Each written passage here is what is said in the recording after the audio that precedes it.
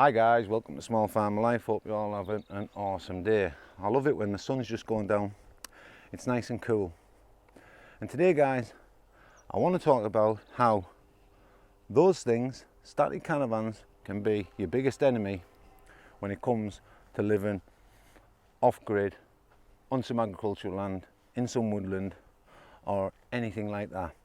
If you've never done anything like this before, maybe you don't know anybody who's doing it, maybe you want to downgrade your lifestyle from all the bills that you get living in a mortgage property or a privately rented property, which, let's face it, in this day and age can be £1,000, 1,500 quid a month just for your basic bills, and then the rest of the crap you're trying to keep up with the Joneses, cars and everything else, just to live a lifestyle that your neighbours are living.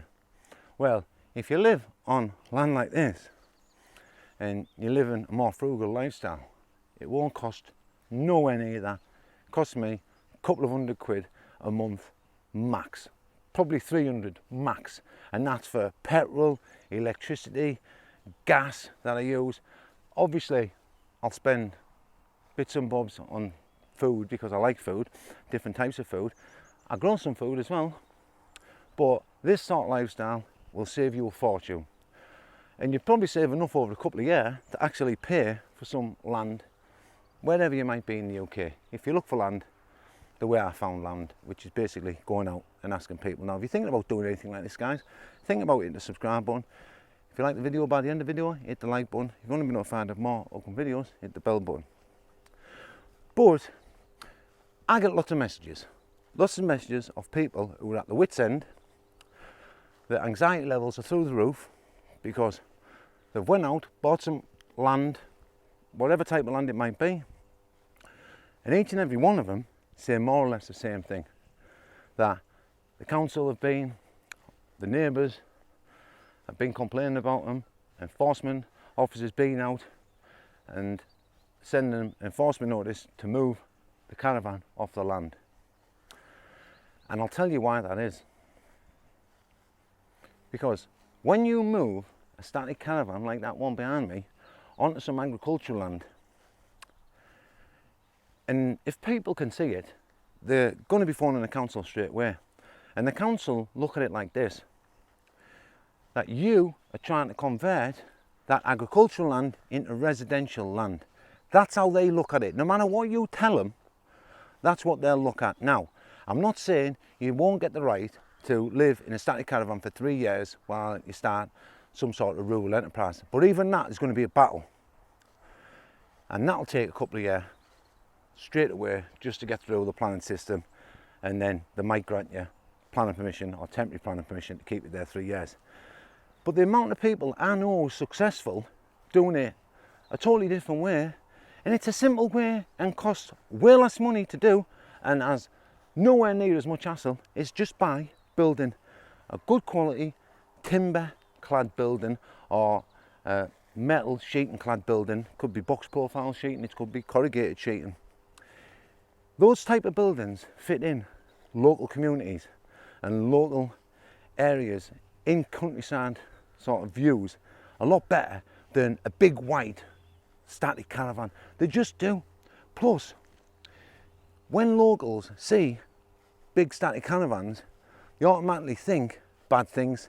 They just think, the type of people who want to live in a caravan, I don't want next to me. That's what they're like. They think like that.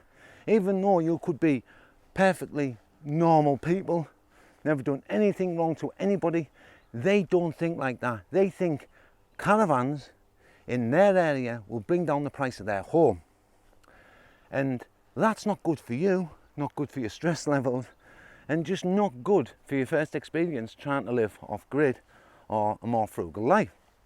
So best thing to do is build yourself a small barn, a set of stables, a large wood cabin. I have several wooden buildings on my land, and it's 2.7 acres in size, and each and every one of them has planning permission for these buildings. I have a small tiny home in the corner. You could easily live in that if you're prepared to live in something that small.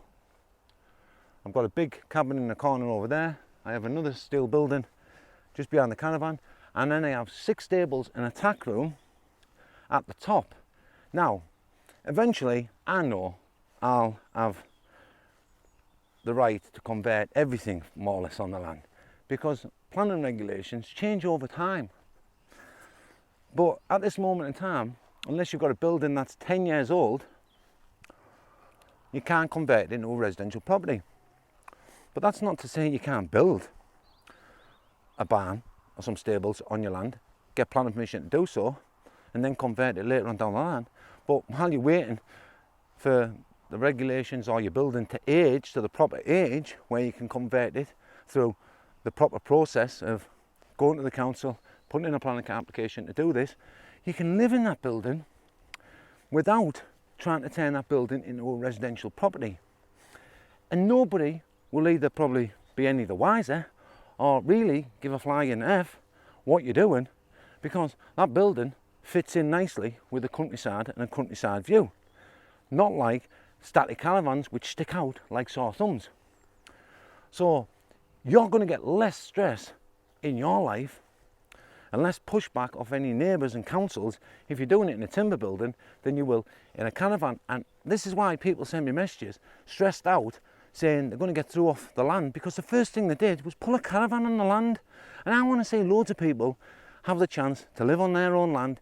I don't see why they shouldn't be allowed to live on their land, and if they choose to do so in a building that eventually will rot back into the ground, a timber building, and people live in timber buildings all over the planet, and inside a timber building doesn't mean to say it looks like timber. My neighbours have built 2 cabins 7 metres by 4 metres each, so that's 28 square metres, and inside of each one of those cabins there's a front room, a bedroom, a beautiful kitchen, beautiful bathroom with sliding doors. You'll find sliding doors are better in these sorts of buildings because they don't take up much space, and you wouldn't even know you were in a little log cabin if you woke up in one of those log cabins. They're that nice, and you could have just as nice a home on your own cheap land, agricultural land, scrubland, woodland, whatever it might be. Doesn't matter what it looks like on the outside, as long as it keeps the water out, as long as it keeps any rodents or anything like that out, and any wind or whatever it might be. Out on the outside, on the inside, you can make that building look like whatever you want it to look like.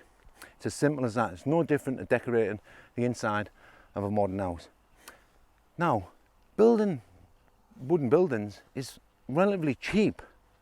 Obviously, the timber can cost a few quid if you go and buy it all brand new, but if you get it reclaimed, or you're willing to go and do a little bit of work to get that timber from something that's getting demolished, and you're willing to wait to buy some second-hand windows, you don't even have to wait. You can go online, find patio doors for 50 quid. You can buy a back door or a front door, PVC doors, and build your building around those doors. Don't build your building and then try and fit the doors in.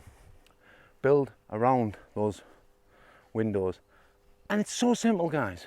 Honestly, it is. And I guarantee if you do it this way, you will not feel or hear any of the neighbours complain about you. And if they do, I guarantee councils won't enforce it. They won't make you get off the land. They just want to know, are you going to be trying to claim residential or not? And if you're not bothered about getting residential title on your deeds, do you know what? They're not bothered, honestly. You might even end up paying council tax. They don't care. They just want the council tax off you. Councils will take council tax off you and not grant you residential permission on that land. They just do.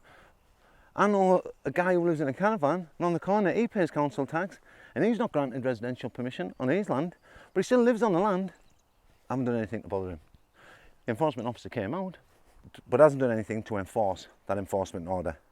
Now, like I say, it's easier doing it in a building than it ever would be in a caravan. It just is. So think about that, guys. If you're thinking about moving off grid, do it in a straw built building, do it in a timber clad building, do it in a metal clad building, but do it in something that's not a caravan, and you'll find life like this is much easier, much simpler, and a hell of a lot cheaper than living any other lifestyle under a mortgage property or a privately rented property. and trying to keep up with the Joneses next door. Anyway guys, if you like the video, hit the like button. If you want to subscribe, you should subscribe. Hit the subscribe button if you want to be notified of more upcoming videos. Hit the bell button. My name's Craig, you've been watching The Small Farmer Life. Make sure you take care of yourself. Most of all, take care of the family. Be genuine guys. Bye for now. See ya.